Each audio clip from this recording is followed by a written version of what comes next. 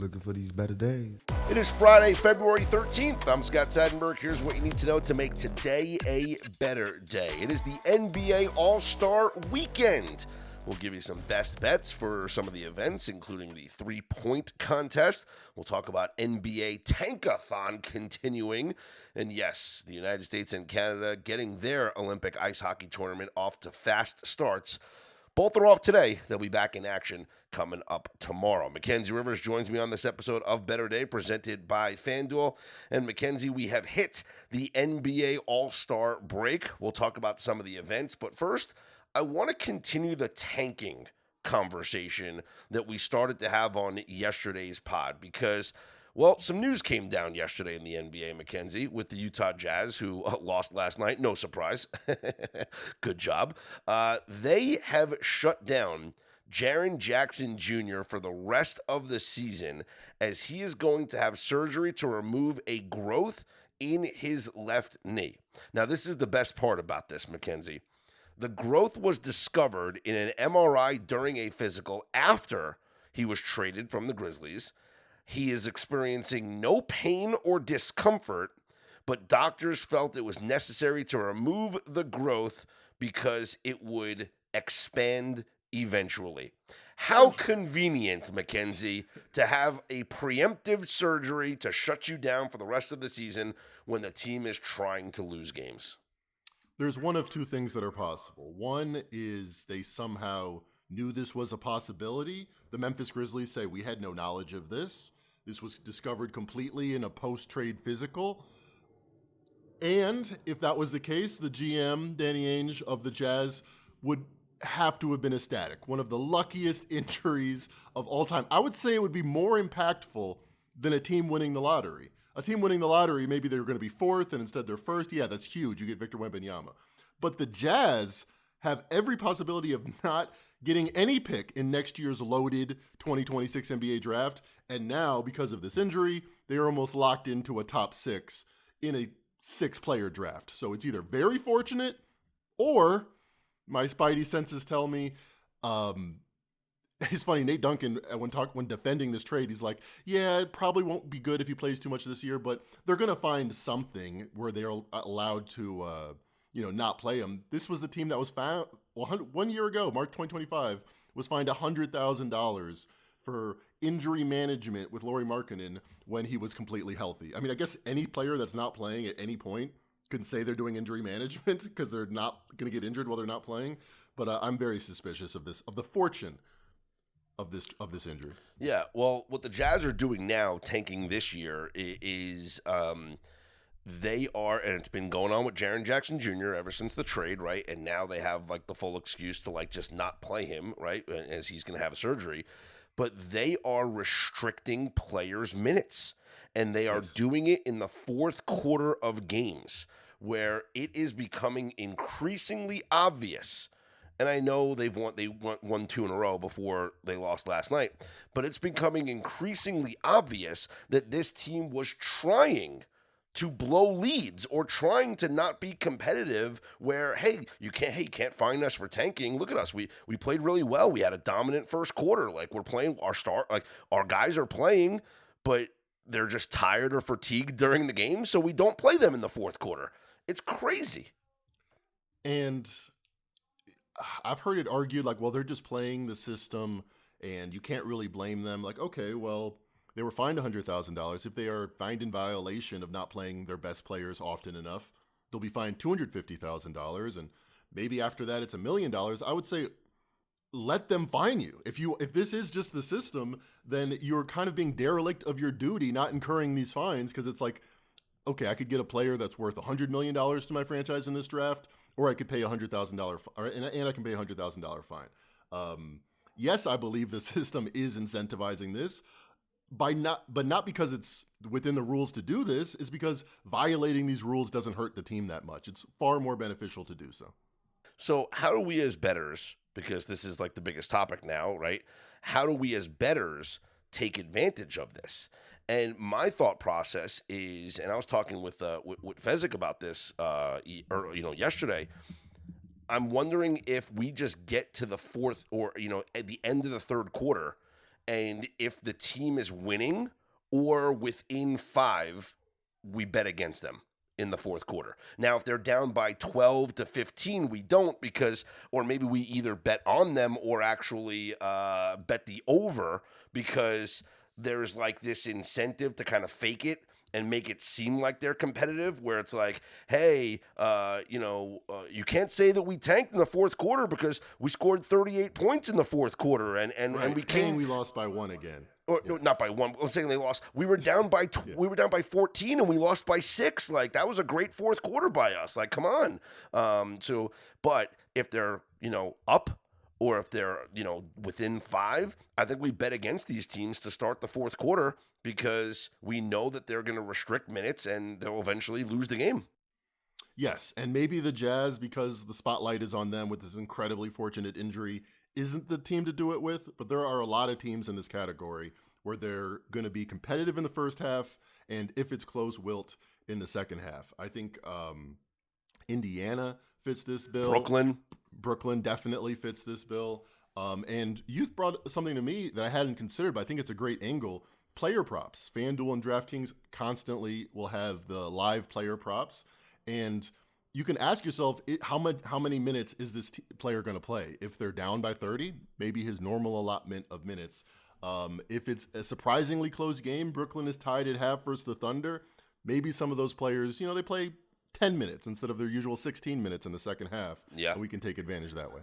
Yeah, I think that's a big way to take advantage of the tanking teams in the NBA. I was trying to think, when I had this convo with Fez about the tanking, because we were talking about how to do it from a betting perspective, and we came up with the third quarter, fourth quarter idea. But how do we stop it? Like, how do we stop tanking? And this is what Fez said. Fez said that he wants any team that's not in the playoffs to have the same amount of ping pong balls, right? And I said that's he said this way teams, it doesn't matter if you're the worst record, the second worst record, or the sixth worst record. And I'm like, that's great, Fez, but now you're not incentivizing teams to make the play-in, right? And my suggestion was, we know that players don't tank, but organizations do. And so here's my solution. Yes, we make it so that any team that misses the playoffs has the equal number of ping pong balls. There's no incentive to finishing with the worst record in the NBA. You either make the playoffs or you don't. Every team that doesn't make the playoffs has the same chance to get the number 1 overall pick, right? So this way, the teams are just going to continue to play and play hard for every game down the stretch. But like the NBA Cup does, with a financial incentive to the players, and I know that players already get bonuses for being in the playoffs, I would increase those bonuses. I would increase the player monetary incentive to make the playoffs so much, I'd make it so significant that I want a player to come out in a post-game press conference and say, this is ridiculous. My coach didn't play me in the fourth quarter. Like, we're 1 game out of the play-in. I'm trying to win. I'm trying to win a basketball game. I'm trying to get this milli. What's going on here? And my coach benched me in the fourth quarter? Like, why is he benching me in the fourth quarter? I was 12 of 16 in the game. Like, why is he benching me in the fourth quarter? I want it to get to a point where the players are pissed, where the players are coming out and they say, you are now stealing money from me. Because if it's a couple $100,000, whatever it is that they get now, it's nothing. You start making this some real money for making the playoffs, I guarantee you're going to have players that tell coaches not to bench them in the fourth quarter in the second half and not try and lose games. I like that idea. In general, I don't think there's any scenario where I would disagree with this. I want the fans that come to the building and pay good money to see professional basketball, and the players, and the coaches, and the general managers, all to have the same interest. And obviously, we want that interest to be winning, to being the best basketball outfit that you can be. There's a lot of ways to do that I would like. Less teams and relegation is something we've talked about. Flattening the odds is something about. But yeah, why can't performance be directly linked to the financial success of everyone involved? I mean, in the Premier League, if you get promoted, it's great for the fans. You're on the big stage, but you're just going to get paid way more than you ever have before as a tier 1 basketball player. In the same way, the Brooklyn Nets should be like, okay, we're a 20-win team. I want to be a 30-win team to impress my wife and my gumas and everything. I want to be a big shot. I want to win 30 games like it matters. Right now, it doesn't matter. My other idea was, instead of giving the players the incentive to make additional money, right, so that they can get pissed by not playing, is I would almost follow like the bowl game, like the college bowl system, where the teams now get extra revenue for, and I know playoffs is like, oh, it's great, we get extra gates, like we get extra revenue for the games that we have. No, I want it to be so significant, like there's a TV money that's involved. Like let's say your percentage of the Amazon Prime deal or the Peacock deal with the NBA increases with the amount of games that you win. So now there's a financial incentive for the owners and the organization to win as many games as they can, so they get a bigger piece of the NBA's revenue sharing. They want 100 games a year for the teams that play 80 and have 20 playoff games. They can keep that 100 games a year. I think they have to change what those games mean. If they have 100 games and 20 of them matter and 80 of them don't, the system is asking for this to happen. No one's making it through the season. SGA is not. Jokic is not. Steph Curry's not. Some of it is because there's, more advanced MRIs that can find a small knee cyst that never existed before on Jaren Jackson Jr. and apparently caused him no problems, but needs a year off. There's more reasons to find these things. We need to add reasons for them to be like, all right, but I want to play basketball with my teammates. I don't think there's a solution coming anytime soon. They just signed the Amazon deal. They're fine. Let's transition to NBA All-Star Weekend, Mackenzie, which gets underway tonight, actually, Friday night, with All-Star Weekend there in Los Angeles. And tonight we have the Rising Stars Challenge, which will not feature Cooper Flag, unfortunately. Can't make it through the season. Yeah, we will not feature Cooper Flag, but it is a 4-team mini tournament with some top G League players as well as first and second year players in the NBA. Here are the odds courtesy of FanDuel. Team Melo is the favorite at plus 155. Team Melo, coached by Carmelo Anthony. They have San Antonio's Stephon Castle, so that's like their big player. Team T-Mac is plus 170, coached by Tracy McGrady. And they have Con Kneppel from Charlotte. They also have Trey Johnson from Washington. Next in the odds, you have Team Vince at plus 260, coached by Vince Carter. And they have Philadelphia's VJ Edgecombe on their roster. And then you have the G League team, coached by Team Austin Rivers. Boy, it's like, tell me which one doesn't belong. Carmelo Anthony, Vince Carter, Tracy McGrady, Austin Rivers. But anyway. I don't know if Doc Rivers would belong in that lineup. Yeah, would you say Doc Rivers wouldn't belong in that lineup? I don't think so. Even though I guess he's in the Hall of Fame now. No, well, did he get voted? Because I don't think he should. But anyway, so they have, let's see, I guess the best player is Mac McClung, who's the dunk champion that plays in the G League. So what would be your bet for the Rising Stars Challenge? Team Austin might get 2 extra buckets because players get out of the way to see what Matt McClung is going to do in the open court. But they are, not contenders here. I think even plus 850 is a joke. I like Team T-Mac. Give me Con Kneppel, give me Trey Ware, give me Clale Ware, and give me Alex Sarr. Yeah. But Con Kneppel in particular, I was looking this up. Dunks and threes, estimated plus minus.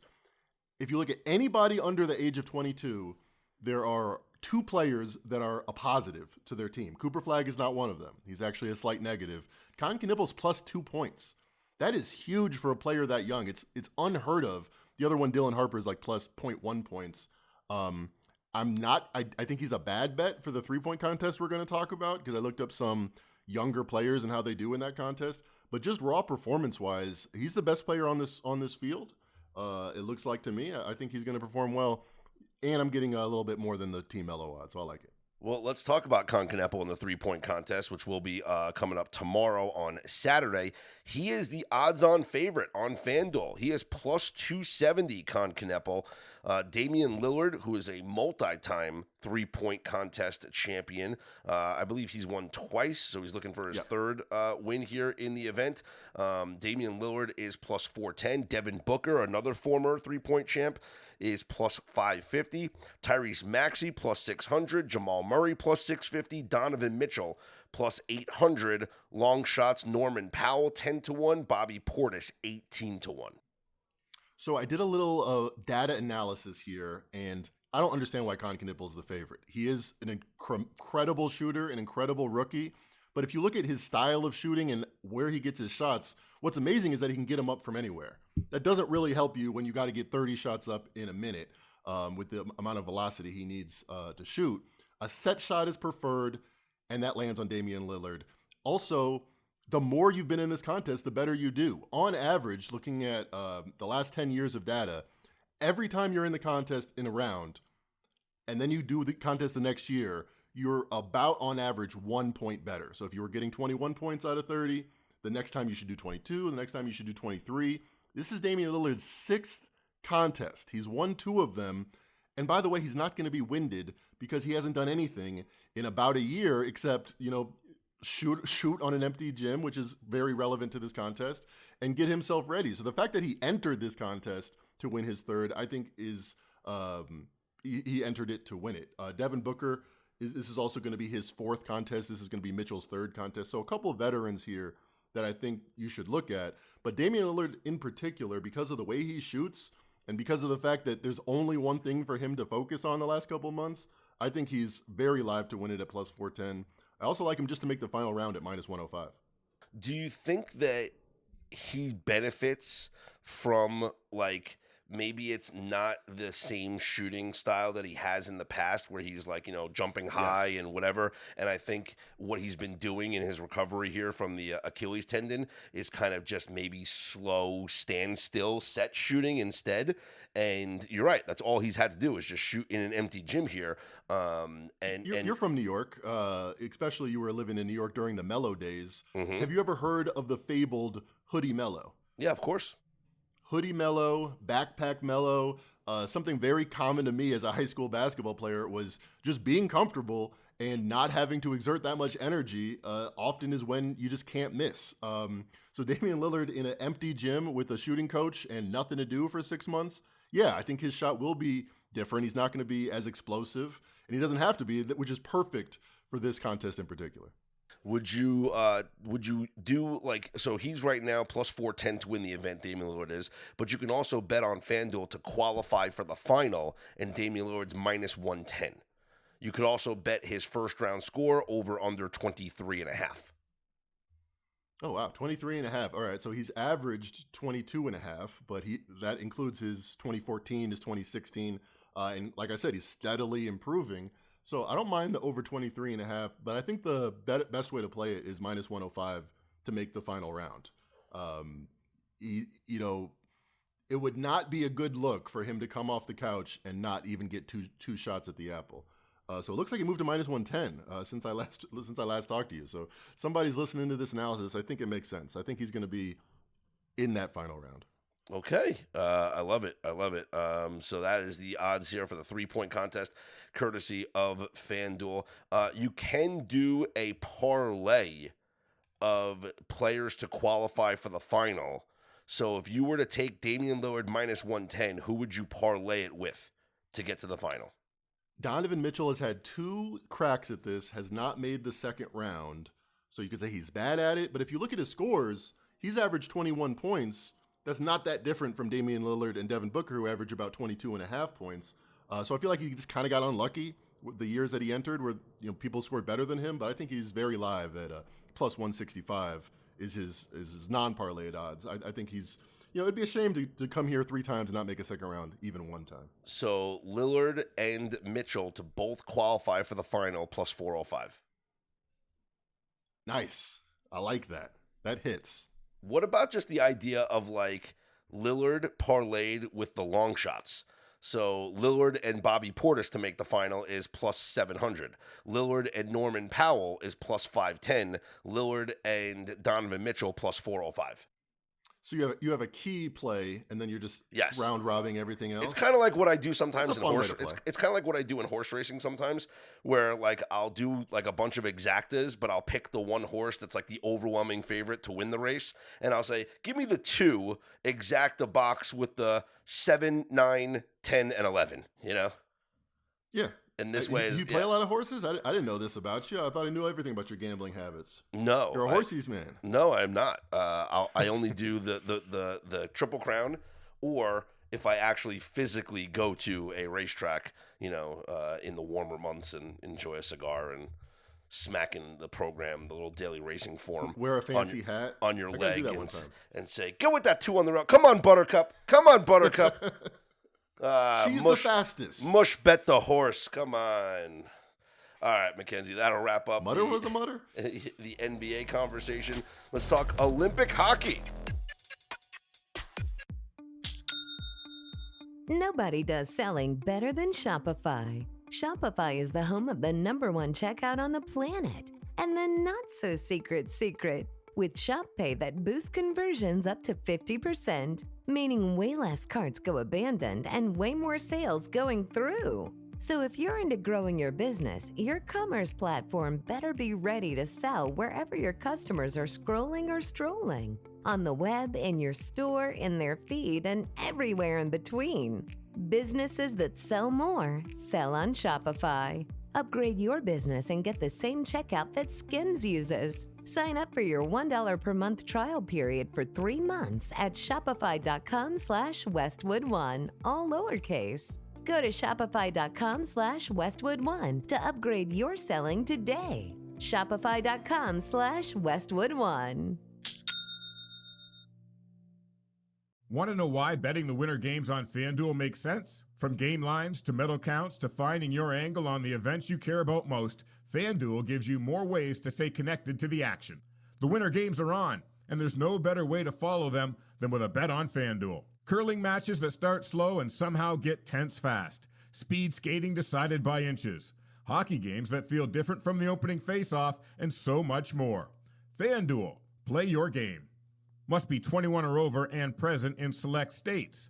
For Kansas, in affiliation with Kansas Star Casino, or 18 and over and present in D.C., Kentucky, or Wyoming. Gambling problem? Call 1-800-GAMBLER or visit FanDuel.com/RG. Call 1-888-789-7777 or visit ccpg.org/chat in Connecticut, or visit mdgamblinghelp.org in Maryland. Hope is here. Visit gamblinghelplinema.org or call 800-327-5050 for 24/7 support in Massachusetts, or call 1-877-8-HOPE-NY or text HOPE-NY in New York. Both the United States and Canada got off to fast starts in the men's Olympic ice hockey tournament. Canada with a 5-0 victory over Czechia, the Czech Republic, if you will. Yeah, get that name right. The United States with a 5-1 victory over Latvia. Switzerland with a 4-0 win over France. That was a little betting FOMO, but that game was at like 3 o'clock in the morning Pacific time, so I didn't want to give it out, but somebody had tweeted me last night, or 2 nights ago when I was on VSiN and asked, what do I think about the Swiss? It was like -3.5, and I'm like, yeah, they probably cover. And they did cover 4-0. We did lose our Czechia over 1.5 goals. I'm telling you right now, Mackenzie, I did not have Jordan Binnington pitching a shutout on my bingo card here for these the Olympics. 91st best goalie out of 91 qualified Yes. goalies. Maybe he's only good for when he has the national team colors on. Yeah, and as someone in our Better Day group chat pointed out, like the team in front of him is the best team in the world. That is true. Like they are, but still, like the Czech Republic got 26 shots on goal yesterday. So it's not like Canada had the defense that was so stifling that there was no opportunities to score goals. There were 26 shots on goal, and Jordan Binnington stopped all of them. And I did not see that happening with as bad as he has been throughout this entire NHL season. But maybe, you're wearing that maple leaf on your chest, and it automatically changes everything for you. So Canada gets the win 5-0. So Binnington gets the shutout. And the United States a 5-1 win over Latvia. We did cash our best bet in that game with Latvia under 1.5 goals.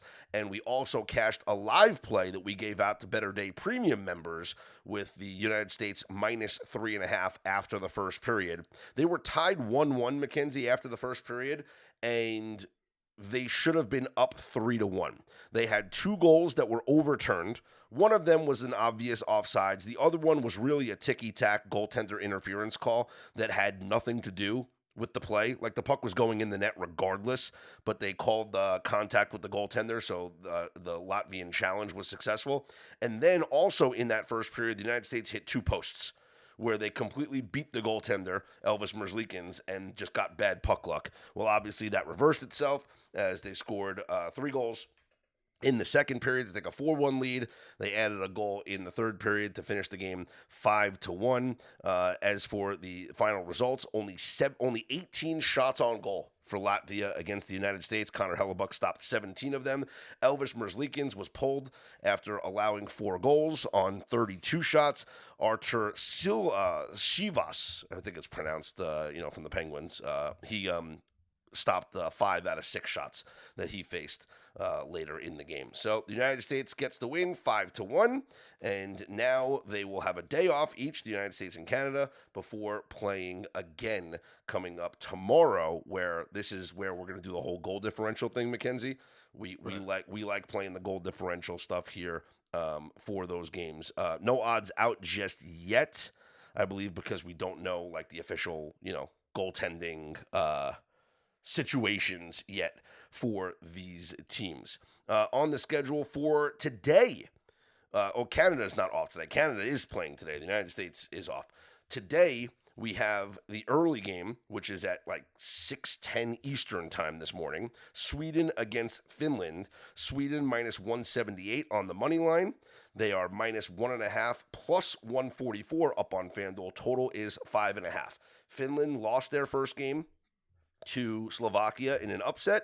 Sweden, they did get the win 5-2, but it was an embarrassing performance against Italy. They dominated the game, and Philip Gustafsson was just terrible in net. So you would think that this is a Sweden bounce back, but I mean that was concerning. That was concerning what we saw there. How much credence do you give to the idea that home teams at the Olympics are just going to perform better than they should, better than their expectation? So maybe Italy's overperformance was more about just Italy being in Italy. Maybe. Maybe there's something to that.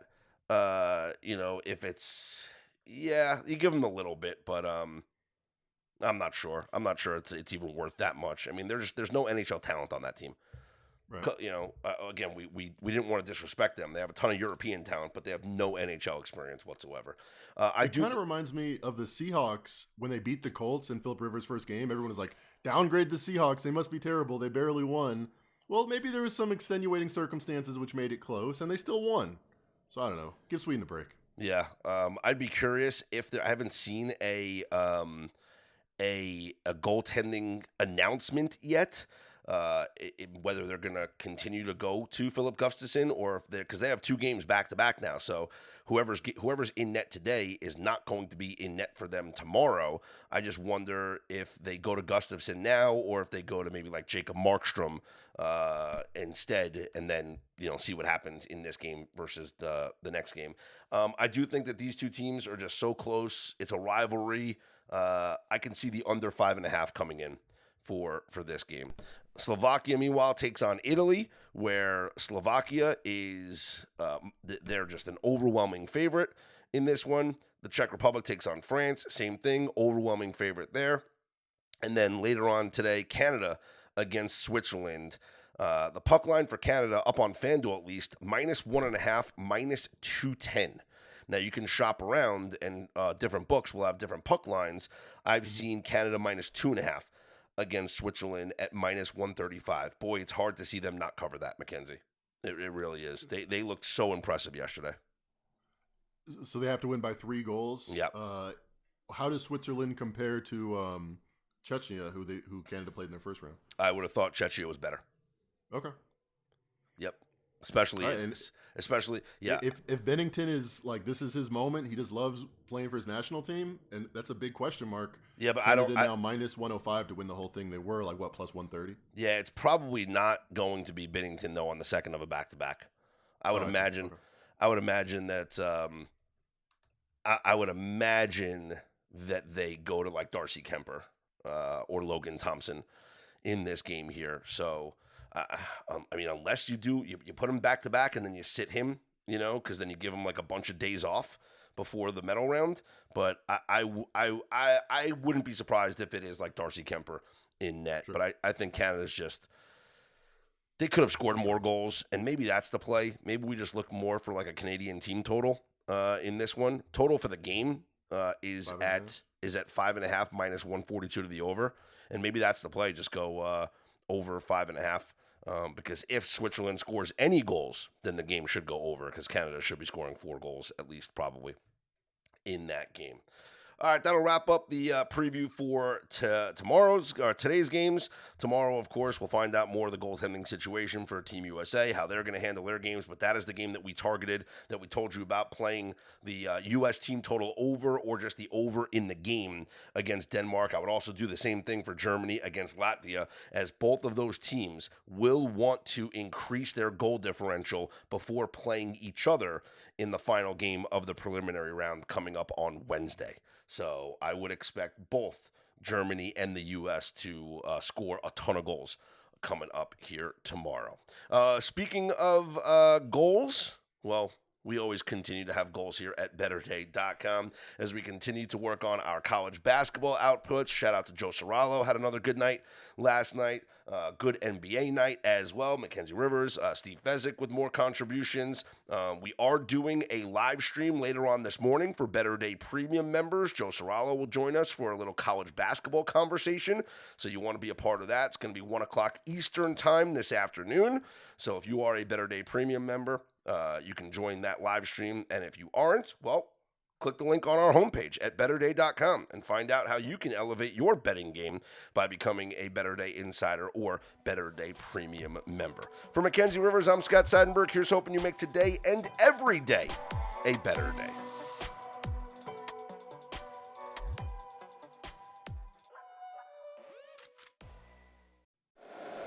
If you like the show, please take a moment to rate, review, and subscribe. It really does help the show to grow. Thank you for listening.